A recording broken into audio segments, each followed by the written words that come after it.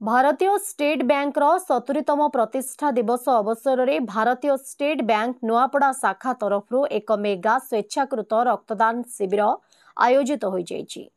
शाखा मुख्य प्रबंधक लिंकन दास प्रत्यक्ष तत्वावधान में जिला मुख्य चिकित्सालय नुआपड़ा रक्त संग्रह केन्द्र ठारे आयोजित रक्तदान शिविर में जिलापाल मधुसूदन दास मुख्य अतिथि भाव में योगदान करी एहाको उद्घाटन करथिले।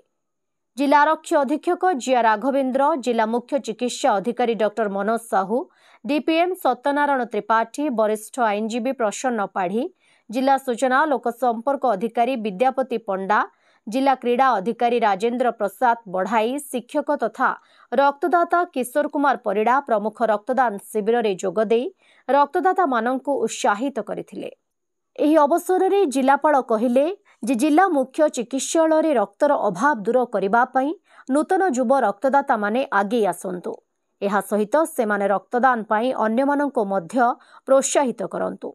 सांप्रतिक परिस्थिति रे जिले में बहु संख्यार सिकिल सेल रोगी थिबारु एवं दुर्घटना जनित चिकित्सा पाई रक्तर अभाव दूर करने निमित्त जनसाधारण आगे आसी रक्तदान करंतु। स्टेट बैंक रो एही उद्यम को से प्रशंसा करथिले। आयोजित रक्तदान शिविर में बैंक कर्मचारी वृंद, सीआरपीएफ जवान, छात्र छात्री कर्मचारी, स्वेच्छासेवी नियमित रक्तदाता प्रभृति 38 जन रक्तदाता रक्तदान करथिले। रक्तदाता मानंकु जिलापाल भारतीय स्टेट बैंक मुख्य शाखा तरफ प्रदत्त मानपत्र सहित उपहार प्रदान पूर्वक संबर्धित करथिले। सफलतार सह आयोजित एही रक्तदान शिविर में आवश्यक सहायता रक्त संग्रह केन्द्र जिला मुख्य चिकित्सालय नुआपड़ा तरफ प्रदान करा जायथिला।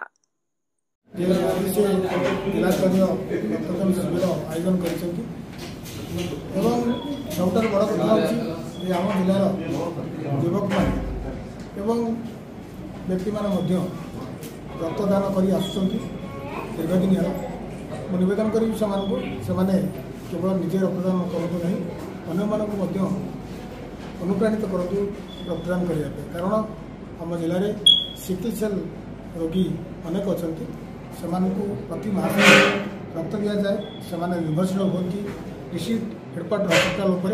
तेणु आम जिते वॉलंटरली आम रक्तदान करवा आम सिकल सेल पेसेंट जीवन को बचाई पार। आसतु रक्तदान करवा और पुण्य काम करवा।